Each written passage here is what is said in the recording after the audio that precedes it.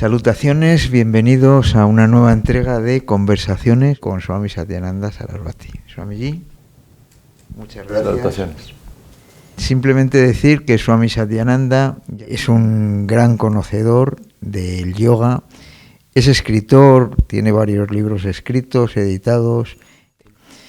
Te propongo, Swamiji, un viaje desde el nacimiento del yoga hasta el yoga en nuestros días, de toda esta evolución, de cómo ha ido evolucionando y qué es lo que ahora mismo se entiende por yoga. ¿Dónde nace el yoga? El yoga seguramente no nace.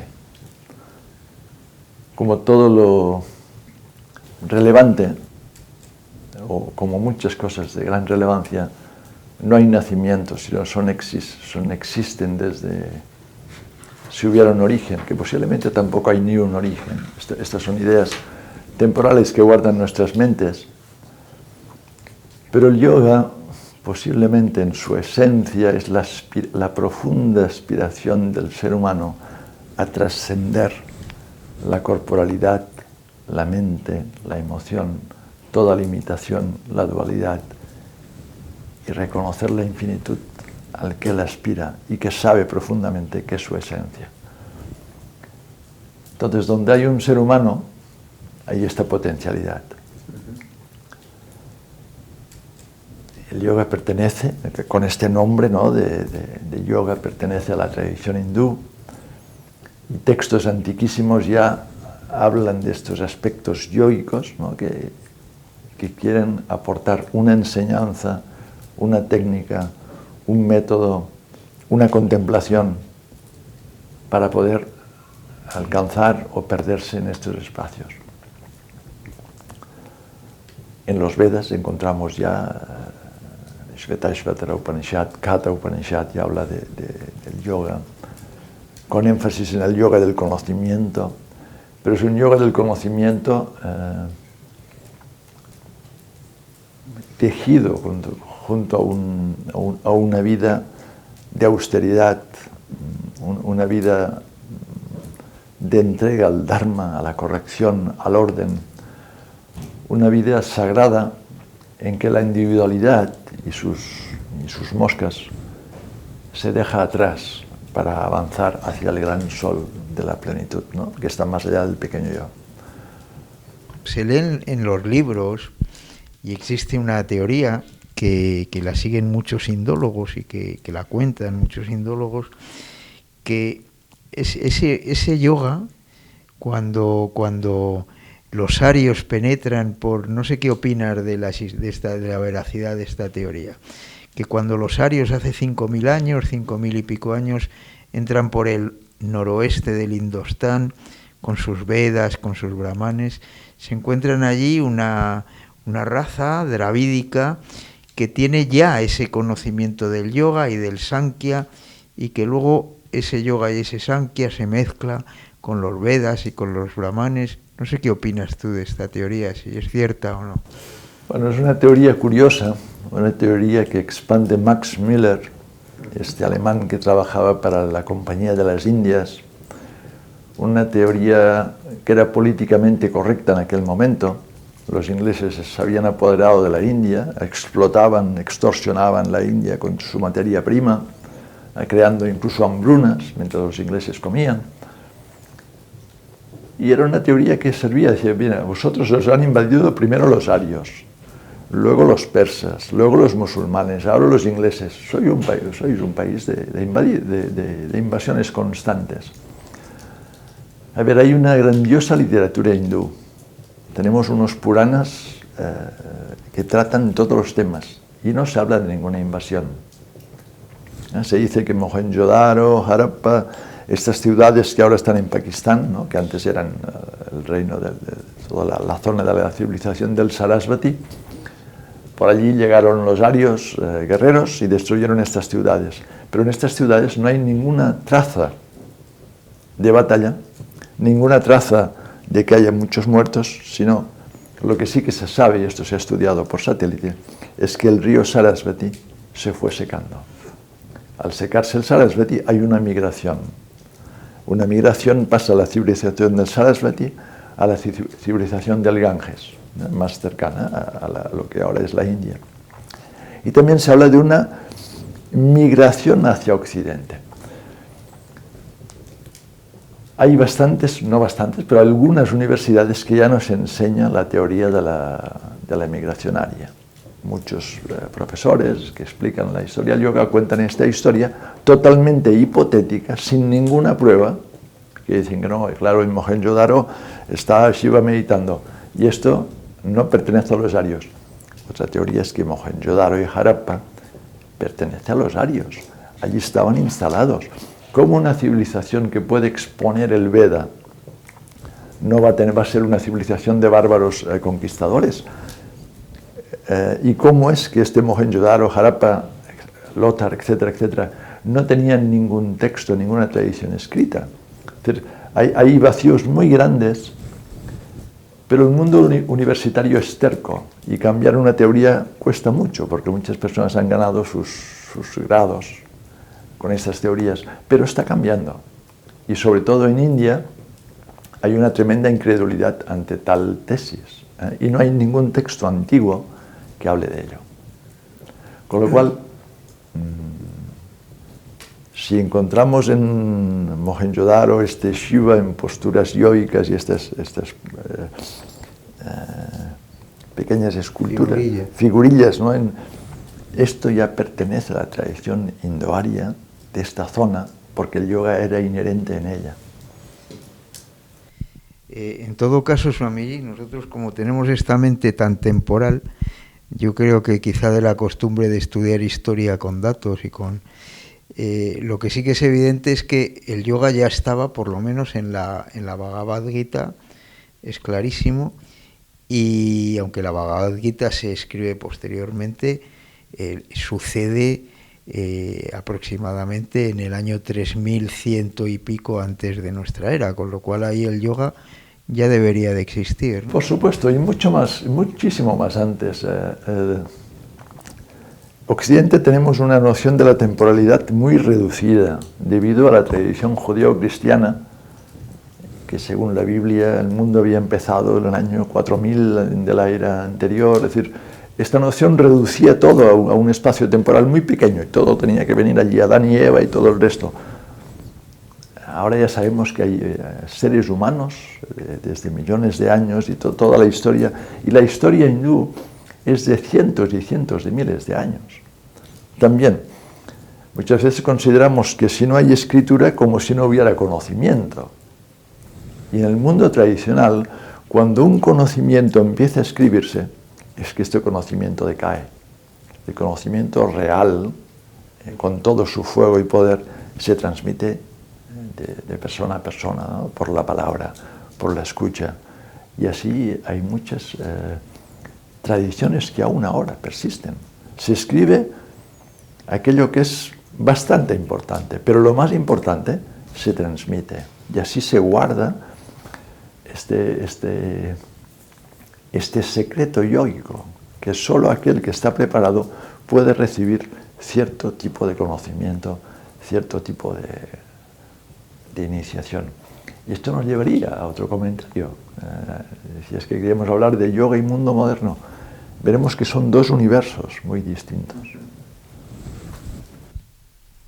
Muy bien, Swamiji, pues vamos avanzando. Estamos el yoga en los Vedas, el yoga en las Upanishads antiguas, en las primeras.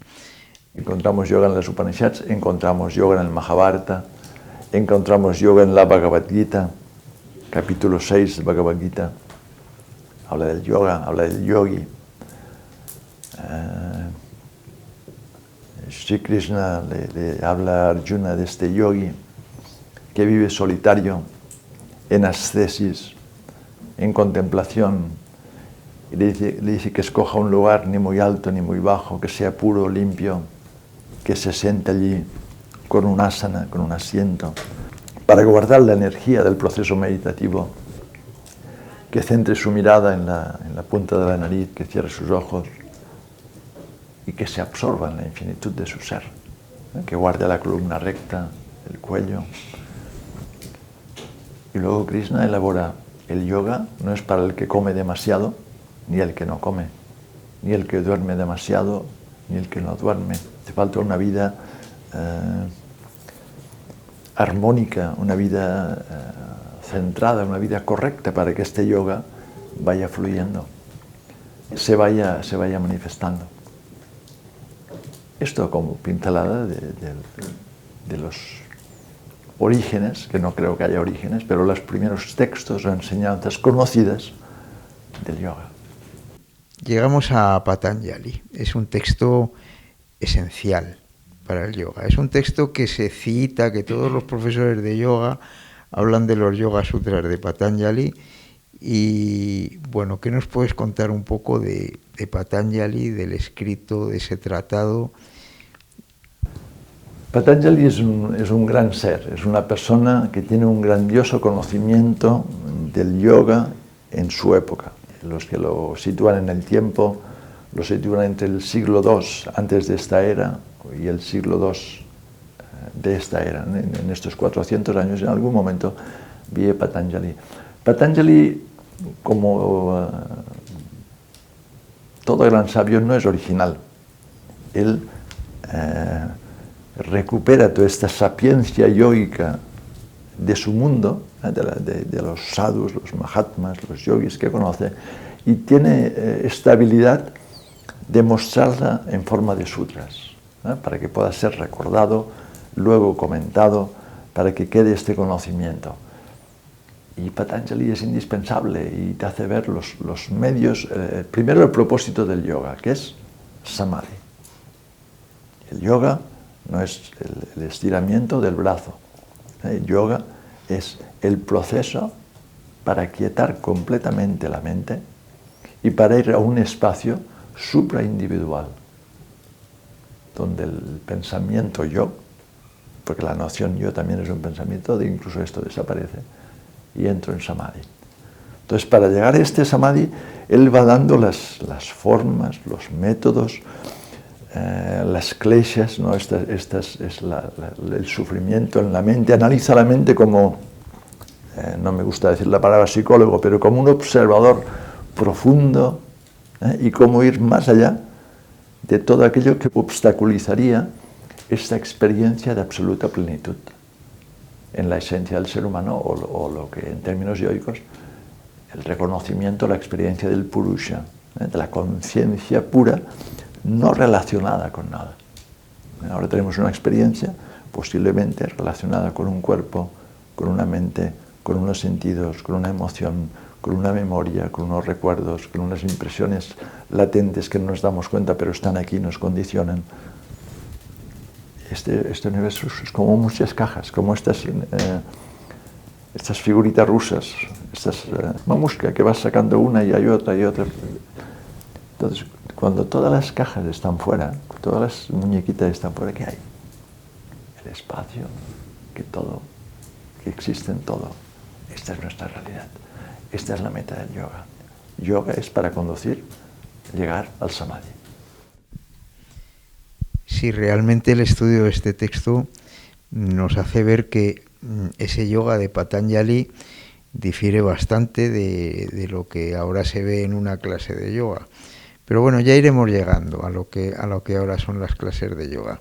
De Patanjali, lo que más se conoce son los 8 angas, los 8 pasos o los 8 miembros, y quizá algunos aspectos, como por ejemplo que el yoga es el cese de los procesos mentales. Yoga, chitta, vritti, nirodha. Yoga es la cesación de todo movimiento en el espacio de la mente, sí, así describe. Los pasos que da, pero efectivamente es un yoga mental, ¿no? No es un yoga físico. Patanjali no nos da ninguna asana, no nos da ningún pranayama. En los 8 angas o 8 pasos, yama, niyama, el tercero es asana. Sthira sukham asanam, así define Patanjali asana. El asana debe ser, la postura yoica debe ser firme y confortable. Y no explica más. Es decir, si alguien quiere entrar en samadhi, en esta absorción profunda, necesita estar quieto, por supuesto estar con los ojos cerrados y ir hacia adentro. Entonces, si tengo una postura que cada 7 minutos me duele la rodilla o la pierna o el dedo, esto será más difícil, volveré a la corporalidad. Tradicionalmente, un dominio de un asana es poderte sentar sin moverte 3 horas. Este es asana siddhi, donde tú puedes estar completamente relajado, estás confortable, la postura es firme, implicando que la columna está recta. Puedes sumergirte olvidando el cuerpo para poder profundizar. Los comentaristas ya hablan de Siddhasana, Padmasana, Svastikasana, y hablan de varias asanas, la postura del loto, la postura perfecta, o Vajrasana. Hablan de 3 o 4 posturas que serían estas grandes reinas en el mundo de las asanas para la meditación, más propicias para mantener el cuerpo en una forma propicia para la meditación. Y aquí entraríamos en otro contexto, pues salimos un poco de Patanjali, asanas que ayudarían también al despertar de Kundalini, pero esto es otro aspecto. No quisiera entrar hoy, Swamiji, en los Yoga Sutras de Patanjali porque nos podrían llevar horas. Creo que son conocidos, quizá ya hablaremos más profundamente, pero hoy vamos a ir avanzando hasta llegar hasta este yoga moderno. Uno de los problemas actuales con los Yoga Sutras de Patanjali es que son conocidos, sí. Pero conocer los yamas y niyamas no quiere decir nada. Los yamas y niyamas es aquello que es tan necesario como el agua para el yogi. Sin yamas y niyamas no hay yoga posible. Sí, efectivamente. Estos yamas y niyamas que a veces aquí en Occidente se toman como mandamientos, cuando en realidad estos yamas y niyamas no son más que prácticas o consejos que da Patanjali para alcanzar o para poder alcanzar el samadhi, ¿no? Son ayudas para ir sacando estas capas que me asocian a la mente, a la emoción, al cuerpo. Entonces hay una serie de cosas que si practico o cosas que si dejo de hacer, lo que no hago y aquello que hago, esto irá ampliando mi campo luminoso y podré finalmente acceder al samadhi. Si te parece, solo tocamos uno. Tocamos el primer yama. ¿El más importante? Sí. Puede ser un poco el sustento de lo que es el vegetarianismo, el no comer animales muertos, aparte de muchas otras connotaciones, ¿no? Porque yo veo ahora en el mundo actual que el ser vegetariano te toman como un bicho raro, cuando no es algo que hagas por obligación, sino por convicción, porque estás dentro de un camino, ¿no? Esto es difícil de explicar. Bueno, si las personas miraran un mapa de la Tierra, verían que casi 1/3 de la humanidad es vegetariana. Tampoco es tan raro ser vegetariano, somos muchos, muchísimos. Para el yogi, que quiere seguir este ahimsa, según el Mahabharata, ahimsa paramo dharma, ahimsa es el dharma más elevado, ahimsa empieza en mi vida.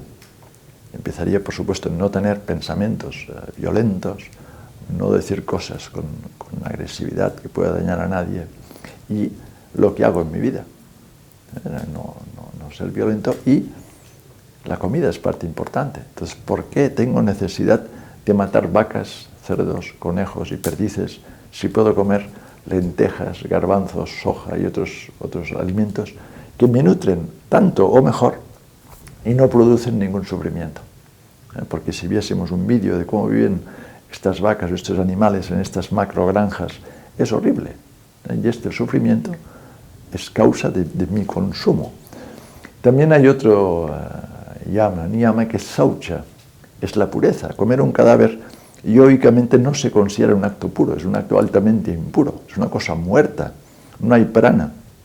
Habrá carne, habrá materia, pero tiene mucho más prana cualquier verdura, cualquier fruta, cualquier vegetal que me alimenta a un nivel más sutil. Si sigo un camino, si realmente estoy determinado a seguir un camino, hay unas pautas. No puedo fabricármelo a mi manera o pensar que los tiempos han cambiado. No ha cambiado nada. Lo que ha cambiado es la mente de las personas. Pero hay unas pautas y son las que quiero. Si quiero hacer yoga, esta es la pauta, este es el camino, este es el sendero. Vamos avanzando en la historia. Swami Patanjali, que ya es muy conocido, y va entrando el medievo y aparecen una orden monástica, unos sannyasins, unos santos, unos sabios, unos practicantes del yoga, que se llaman los natas, que hoy nos acompañan aquí, que son menos conocidos y que quizás sean los que introducen el Hatha Yoga medieval y la base de esos textos de Hatha Yoga que van a ser la base del Hatha Yoga actual, un poco, ¿no? Sí, a partir de siglo IV o V empieza a haber en el hinduismo una fuerte influencia tántrica del Tantra. Ágamas y Vedas amplían aún la visión de la espiritualidad hindú, y hacia el siglo VII-VIII aparecen los natas. Los natas son unos grandes yogis, unos grandes sabios, unos grandes personas de grandioso poder, y algunos de ellos elaboran la enseñanza, como siempre es oral, la gran parte, pero hay unos textos, Hatha Yoga Pradipika, Granda Samhita, Gorakshastakam, por decir, Shiva Samhita, por citar las más conocidas o las pocas que están traducidas. Y aquí vemos todo un proceso yoico cuya finalidad, sin ser diferente de Patanjali, es llegar al samadhi o, en su lenguaje, al llegar al estado de amanaska, al estado de no mente. Con la influencia del Tantra hay esta influencia de usar el poder, usar la Shakti y despertar a Kundalini Devi, despertar la energía interior. Las sampradayas de los natas, muchos de ellos, existe el proceso de Shaktipat, de iniciación de guru a discípulo por una transmisión, por un destello que iniciaría este ascenso de la Devi, de la divinidad en nosotros, en forma de Kundalini, y empezaría todo un extraordinario proceso interior que llevaría al reconocimiento.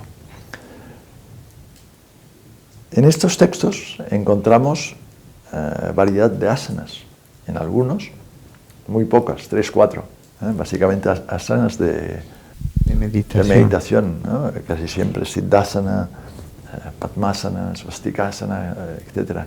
Otros elaboran otras posturas que pueden ayudar a este proceso contemplativo. Pero recordemos, los natas no hacen esto para encontrarse mejor corporalmente. Los natas hacen esto para trascender el cuerpo. Si nos damos cuenta, tanto en Patanjali como en los natas, la visión es trascender el samsara, trascender la esclavitud, trascender la sensación de finitud y llegar a la gran plenitud, que es samadhi, amanaska, o tiene distintas descripciones en los textos. Es usar el cuerpo para alcanzar estados, sea por ciertas posturas que aquietarían mi flujo mental, ciertos pranayamas, ciertos mudras, bandhas, para alcanzar espacios de no mente. Pero siempre el contexto es de ascetas viviendo en lugares alejados, en ashrams, en el bosque, junto a su guru, aprendiendo. Hacer la presencia del guru, su gracia, su bendición, su atención al asana a practicar o al tipo de meditación a practicar, o qué hacer o qué no hacer. Y la enseñanza puede ser muy variada. Puede ser un upaya, un medio en un momento donde el yogi hace muchas cosas y en otro momento intenta no hacer nada, no te distraigas con ninguna técnica, con ninguna postura, simplemente permanece en el gran espacio. Es el mismo maestro, el mismo discípulo en un momento determinado. Es decir, hay un contexto sagrado que envuelve todas estas enseñanzas, que no hay que olvidarlo. Es muy diferente ahora leer el Hatha Yoga Pradipika en casa. Bueno, ¿qué haces con esto? Muchos versos necesitan realmente de un auténtico comentario, pero más que el comentario necesitarían de la persona de sabiduría a tu lado para ver si este es el verso que tú tienes que practicar, si este es el asana que te va a convenir. Es muy sutil. Hace falta recordar siempre que la enseñanza del yoga profunda y real es oral. Pasamos estos textos y nos metemos en el siglo XIX, y ahí empieza una expansión del yoga, primero en India y luego ya empieza la expansión hacia Occidente, y ahí hay un gran cambio, ¿no es así? A ver, el yoga sigue existiendo en todos estos planos ascéticos, personas que vivían en ashram, retiradas, viviendo este yoga. Posiblemente había personas que practicaban algunas asanas en sus casas, sin duda, que habían tenido contacto con estos sadhus. Pero hay un personaje curioso que es Madhav Dasji, un swami que tenía un ashram, creo que era en Gujarat, y creo que él era de Bengala, y una persona de Bombay, un tal Yogendra. Yogendra se encuentra con Madhav Dasji. Kuvalyananda, también llamado Swami Kuvalyananda, también de Maharashtra, también se encuentra con este Madhav Dasji. Y este Madhav Dasji tenía la idea que el yoga tenía que expandirse, tenía que, aunque él vivía en ashram y así, que había que llevar esta enseñanza a mucha más gente. Entonces empieza un fenómeno nuevo, históricamente, en Bombay, con Yogendra. Yogendra crea el primer centro de yoga en Bombay. Para personas que trabajan, van, practican un poco y vuelven a su mundo, que posiblemente no quieren llegar al samadhi, ni dispersar su kundalini, ni salir del samsara, solamente quieren encontrarse un poco mejor. Kuvalyananda sigue lo mismo, pero con una óptica más basada en la corporalidad médica, y utilizan máquinas, como si las máquinas tuvieran que probar aquello que los rishis o los sabios de hoy pues habían dicho. ¿Te das cuenta? La mentalidad moderna está entrando. El yoga es para todos, no es para todos. Yogendra enseña al que paga la cuota, le enseña yoga. Ya no hace falta tu cualificación. El primer cambio. Hay un profesor y hay un alumno, no hay un guru y un discípulo. Segundo cambio. Kuvalyananda, hemos de probar con métodos, electroencefalogramas o distintas pruebas, análisis así, a ver si medicalmente, a nivel médico, hay una mejora a través de estas asanas. Ya se quiere llevar el beneficio del yoga a una pura corporalidad de un bienestar físico. Entonces esto es un cambio muy grande, porque si bien este cambio físico existía, si esta cesación de enfermedades o patologías mentales era muy potente, esta no era la meta. La meta era el estado de no pensamiento, el estado de absorción en la esencia. Entonces empieza este movimiento. A la vez... Me imagino que a la vez en el sur, en Mysore. En el sur de India, en Mysore, está el conocido Krishnamacharya. Krishnamacharya, que es un gran hatha yogi y también un gran inventor de asanas, por las personas que vivieron con él y observaron. Y algunas vienen de entrenamientos de los militares ingleses. Él observa estos entrenamientos y crea una serie va creando lo que es el yoga dinámico, este yoga intenso, y surgen sus discípulos, Iyengar, Patabi Jois y muchos más. Entonces empieza todo este movimiento y estos maestros empiezan a viajar a Occidente. En estos pasos el yoga se ha desligado de la vida ascética, se ha desligado de la relación guru-discípulo y se le da una grandiosa importancia a la postura, al pranayama, mudra, bandha. Y el lugar donde se enseña es un centro de yoga donde tú pagas tu cuota. No hay un gurú que ve si tú eres apropiado o no. Tú pagas la cuota y se te enseña. Y sobre todo hay un énfasis en que el yoga te hace sentir bien. Es saludable, es agradable. Entonces es a partir de aquí que hay toda esta ola. Esto empieza en India, esto llega a Occidente. En Occidente cada vez hay más centros de yoga. Esto rebota y en la India también, que muchas veces desgraciadamente quiere copiar Occidente, mucha gente que vive en las ciudades empieza a hacer yoga y es un poco el yoga que nos encontramos hoy en día, separado, por no decir cortado, con una falla de todo su sistema filosófico, cortado de su objetivo real, que es samadhi, que es el estado de amanasca, que es el estado de recuperar la infinitud, y con un gran énfasis en lo corporal. Entonces los médicos recomiendan yoga para la espalda, para dormir bien, para relajarte, para el estrés, y entonces hay centros de yoga por todas partes. Entonces hay este cuestionamiento, ¿no? ¿Es esto yoga lo que se está enseñando ahora? Sí. ¿O es gimnasias copiadas del yoga? Porque el yoga va asociado a una cosmovisión que busca moksha, busca la liberación, busca el reconocimiento del purusha. Y no es que estos ejercicios no sean válidos, no es que no tengan su poder y su fortaleza y su razón de ser, pero desasociados de la filosofía, que es la esencia del yoga, queda un aspecto más bien gimnástico. Sí, y comentabas que era como un corte de lo que es la tradición interior del yoga, su meta final, y además yo creo que también empieza a aparecer un aspecto como muy personal, porque claro, hay el yoga Sivananda, el yoga Iyengar, el Ashtanga Yoga de Pratavi Jois, y luego ya si nos ponemos aquí pues está el Kirtan Yoga, está el Vinyasa Flow, hay tantos tipos de yoga como creadores de cada una de estas. Porque el yoga se va creando en un producto, en un gran mercado, y este profesor tiene relevancia y su forma de enseñarlo, con más movimiento, con menos movimiento, el supuesto yoga de Kashmir, que es muy lento, todas estas suposiciones de yogas, pues cada uno debe de dar validez a lo que enseña y darle una diferenciación del otro, ¿no? El yoga Iyengar pues tiene un nombre y se sabe que es muy particular, y el de Pratavi Jois es distinto, y el de Sivananda. Cada uno ha ido creando un estilo de una forma de enseñar. Bueno, yo aquí me encuentro, Swamiji, con varios aspectos.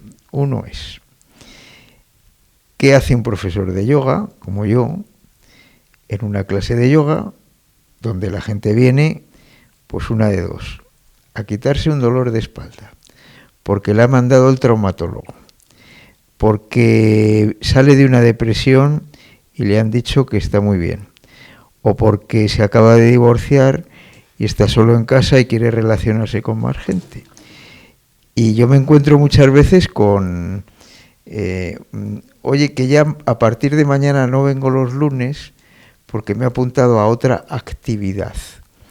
Entonces, ¿qué hace un profesor de yoga con este yoga? ¿Cómo nos enfrentamos los profesores de yoga que queremos dar un yoga serio a la demanda de la gente? Bueno, hay distintas opciones. Primera, se puede cerrar el centro de yoga. Pero esta la borramos. Segundo, enseñaré todo lo que puedo, enseñar todo lo que uno puede, según lo que esta persona quiera recibir. Si a una persona le dicen que ciertas asanas le van bien para su espalda, esto es lo que busca. Exacto. No va buscando liberarse ni ir más allá, ni le ha pasado por su mente ninguna de estas ideas de despertar su kundalini, que ella es infinitud. Si se lo cuentas, se asusta, dice, ¿qué dice? Mi profesor está loco. Entonces, si hay un centro y hay esta enseñanza de este nivel yoico tan corporal, pues pues enseño esto tan bien como puedo, pero siempre que sea posible, abrir la puerta a algo más. Que si cambio mi dieta, la dieta es la primera medicina, es aquella que tomo 3 veces al día y puede cambiar mi salud, el pensamiento, la importancia del pensamiento, un pensamiento luminoso o un pensamiento que me contrae, la forma de dormir, poco a poco, y seguramente entre 80 personas, 2 tendrán un interés y te preguntarán más.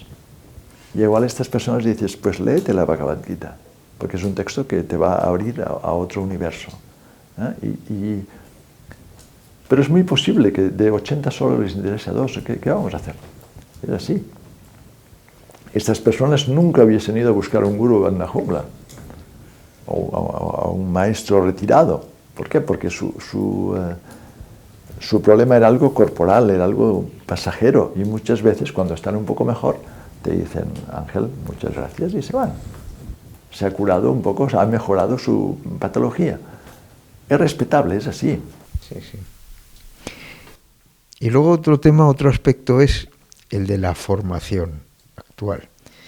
Porque claro, muchos profesores de yoga enseñan ese yoga porque el yoga que han aprendido es un yoga que les han dado online en un curso de 2 semanas, que han hecho un examen tipo test y que si no lo aprueban a la primera, lo aprueban a la segunda, y si no a la tercera, y si no a la cuarta, porque a la cuarta vez que ya haces el mismo test, pues ya lo sacas, claro. Entonces, ¿qué podemos hacer con esta formación que hay ahora de profesores de yoga y con esta expendiduría de títulos de profesor de yoga? Bueno, el tema es complejo. A ver, tú sabrás que mantener un centro de yoga no es barato. Claro. Que con lo que ganas con las clases posiblemente pierdas dinero, porque el Estado te cobra por todo, ¿no? Por tener por ser autónomo, por el edificio, por todo te va cobrando y más. Entonces, ¿qué vas a hacer? Crea un curso de yoga. Esto genera una entrada un poco superior, lo que tú has estudiado lo repites con más o menos habilidad. Hay muchos cursos de yoga que son básicamente que un centro subsista, porque la enseñanza que se da en algunos, no podemos ponerlos todos, hay cursos que tienen una enseñanza bastante completa y rigurosa, pero otros no. Mezclan cosas, se alejan cada vez más de la esencia del yoga. Pero también hay personas que quieren profundizar un poco más. Y a esta persona que ha venido por la espalda, que le va interesando el yoga, ¿qué le vas a proponer? ¿Que se retire 3 meses a un ashram? Entonces la propuesta, ya en este contexto distinto, de cierta manera un poco menos sacro, pues le ofrezco un curso. Y estudia un poco más, pero raramente en estos cursos se va a las bases y a las raíces. Se elabora mucho el asana, se elabora el pranayama, se toca como unos estudios, como si se estudiaran diplodocus y rhinóceros antiguos, los yamas y niyamas, como si fuera de otra era, y a veces se dice que ya no aplica, ¿no? Que hemos de adaptarnos al momento. Es un poco, es lo que hay. Sí, bueno, incluso se suaviza un poco el yama de Brahmacharya y se cuenta de otra manera, ¿no? Pero se suaviza por necesidad, porque el que seguía Brahmacharya era un asceta que muchas veces había abandonado el mundo. Pero ahora, ¿cómo vas a enseñar Brahmacharya a una persona que igual hace poco que se han enamorado y justo se han conocido en el centro de yoga? Claro. Entonces es una imposibilidad. Las piezas del puzzle ya no encajan. Entonces el puzzle salta, cae de la mesa. Entonces esta expansión del yoga, ¿es buena o es mala, Swami, en tu criterio? Porque me imagino que como todo, ni es bueno ni es malo, tendrá sus... Nada es bueno, nada es malo. Lo que sería muy maravilloso sería que los profesores de yoga tuvieran más conciencia de lo que la palabra yoga implica. de que ser profesor de yoga es una responsabilidad, no en el sentido de peso, sino es ser una luz, es vivir yógicamente. Si el profesor de yoga ya se come su pollo, su cerveza, y no sigue los yamas y niyamas, francamente es un insulto a la tradición yógica. Hay algo que no es ético. Entonces, si el profesor hace lo que puede, sigue tanto como puede, intenta, a veces su silencio puede llevar a esta persona que hace yoga a sentir un bienestar. ¿Por qué? Porque viene de un estado interior, de un estado de contemplación, de meditación, de profundidad. Pero no hemos de negar que estas asanas benefician a muchas personas. Muchas personas van a yoga y se sienten bien. Y el yoga para pre-mamás y para post-mamás y todas las cosas que se han propuesto, no podemos decir que no sirven para nada. Tienen una utilidad. Quizás lo mejor sería no llamarlos yoga. Este sería llamarles otro nombre. Todo esto a partir de cierto punto. Pero esto no va a cambiar. Es intentar buscar, elevar esta enseñanza, buscar sus orígenes, buscar su plenitud, buscar su sentido real, y al que solo quiere esta parte tan externa también ser capaces de dárselo, manteniendo la puerta abierta, si quisiera también subir por esta luminosa escalera, ¿no?, del proceso yógico. ¿Y tú piensas, Swamiji, que en algún caso, ahora que estamos en una sociedad de la manipulación y del control, este conocimiento de que el yoga puede llevar a la persona al pleno reconocimiento de uno mismo y al alcanzar su propia libertad, no puede ser algo que haya sido manipulado en el sentido de que ya que esto existe y existe este arma, vamos a cambiarla de alguna manera diluyendo su fundamentalidad, ¿no? ¿Puede haber ocurrido algo así en parte o no? Bueno, esto sería una novela muy interesante. Crear una novela, es que me gusta escribir, una novela de conspiración de que alguien pues va elaborando este neo-yoga para que pierda su poder. No, si miras los personajes en esta historia, en esta transformación del yoga, si ves la inocencia de Yogendra y cómo él lo hizo y cambió y pensaba y escribió sus libros, ves a Kubalyananda, una persona de gran bondad, ¿no?, con el Lonavala Yoga Institute, que aún existe, siguen enseñando con buenos profesores. Krishnamacharya, ¿no?, Iyengar, Pattabhi Jois. No hay tal conspiración. Lo que sí que hay es los signos de los tiempos. Y ahora daríamos un salto. En este Kali Yuga, lo más luminoso se va escondiendo y queda a la superficie. Entonces, en el yoga, o este aspecto del yoga, Hatha Yoga o así, hay esta parte más luminosa que es la que nos llevaría a la plenitud. No es que deje de existir, pero es como si se escondiera. Es solo para aquel que realmente busca esto que lo va a encontrar. Es más el proceso temporal, el proceso, esta mente que nos contagia a todos. Todos hemos de hacer yoga, todos hemos de ser iguales ante el yoga o ante cualquier proceso espiritual. No hay igualdad, la naturaleza es desigual. Hay personas que pueden dar un paso y otras que no, y es así. Y en el camino muchos van a llegar y muchísimos no, es así. Porque somos diferentes, cada uno está en un momento específico de su crecimiento. Entonces la concepción tradicional del yoga es totalmente antagónica a la concepción del mundo moderno. Y lo que sí que a veces es un poco irritante es estas ideas de que hay que acomodar el yoga a la mentalidad moderna. A la mentalidad moderna lo que hay que hacer es destruirla, porque está destruyendo el mundo. Está destruyendo todo. Y si no salimos de aquí y volvemos a sacralizar nuestra palabra, nuestra mente, nuestra acción, no vamos a ningún lado.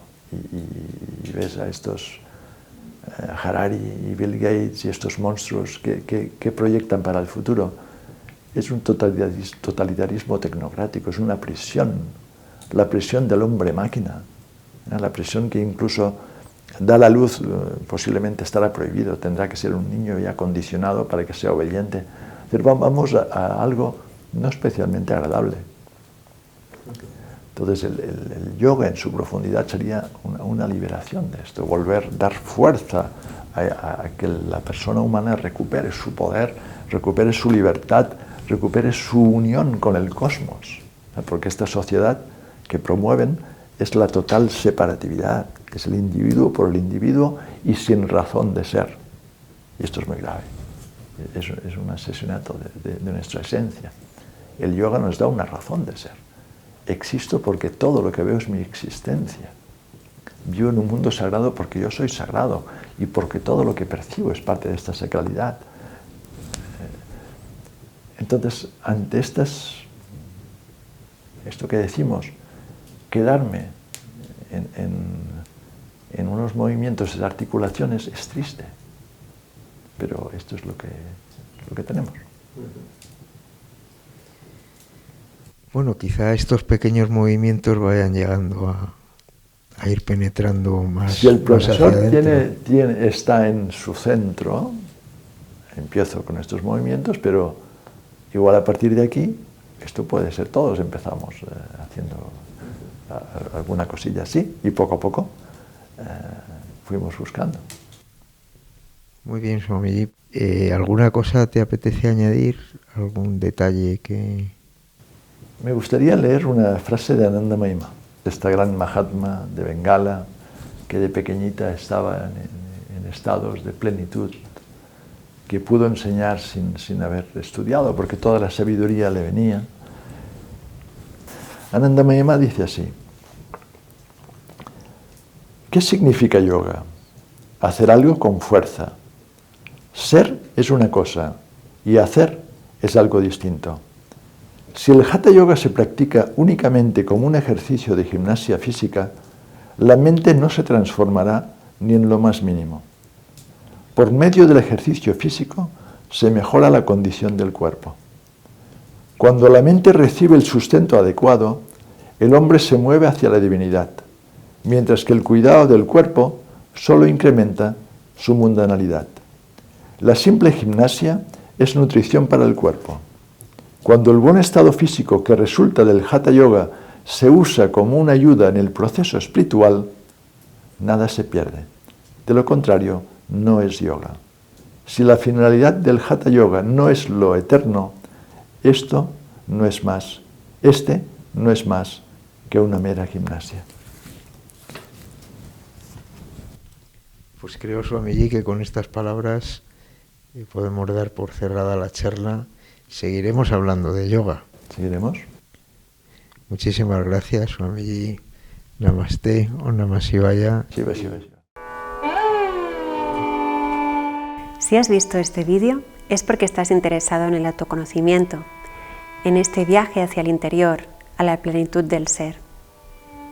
Advaita Vidya es una asociación sin ánimo de lucro que da a conocer la enseñanza tradicional del yoga, el shivaísmo de Cachemira y el Advaita Vedanta gracias a la labor desinteresada de un número creciente de personas.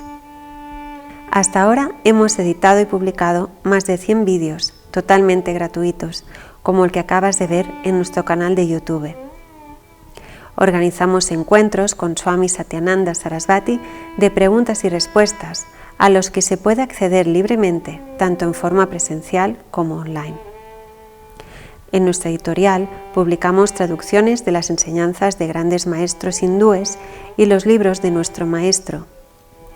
También puedes acceder a la librería online, donde todos los libros han sido especialmente escogidos.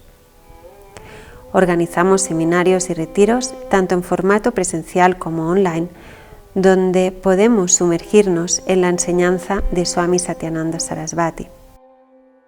Y ofrecemos la oportunidad de residir durante unos días o una temporada en Kailas Ashram, nuestra sede, un lugar rodeado de silencio y en plena naturaleza, donde se sigue la disciplina yógica tradicional. Todos estos proyectos se sostienen gracias a la colaboración desinteresada y a las donaciones de personas como tú, que valoran nuestra labor y ayudan a sostenerla para que ésta perdure y se expanda para el beneficio de todos los seres. Te invitamos a formar parte de este proyecto. Haz tu aportación económica a través de la página web o contacta con nosotros. Encontrarás el enlace en la parte inferior de este vídeo. Desde Advaita Vidya te saludamos con todo nuestro corazón. Gracias por tu aportación.